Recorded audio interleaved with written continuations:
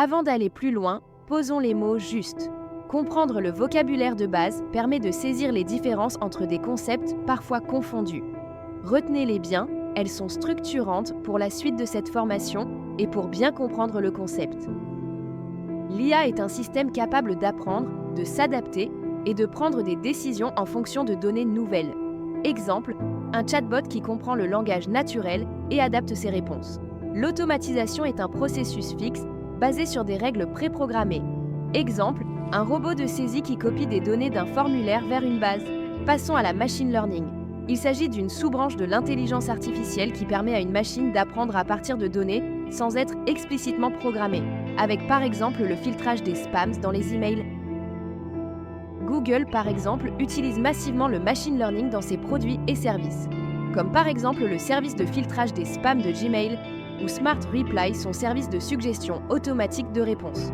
Autre exemple avec Google Translate qui utilise de la traduction automatique basée sur des réseaux neuronaux ou Google Photos avec la reconnaissance d'images et de visages, ou encore Google Ads, un service de ciblage publicitaire optimisé par apprentissage automatique. En plus, Google a créé TensorFlow, l'une des bibliothèques open source les plus utilisées dans le monde, pour développer des modèles de machine learning et de deep learning. Le deep learning, quant à lui, est une sous-branche du machine learning, inspirée du fonctionnement du cerveau. Il utilise des réseaux de neurones artificiels pour traiter de grandes quantités de données non structurées, images, sons, textes, comme par exemple la reconnaissance faciale.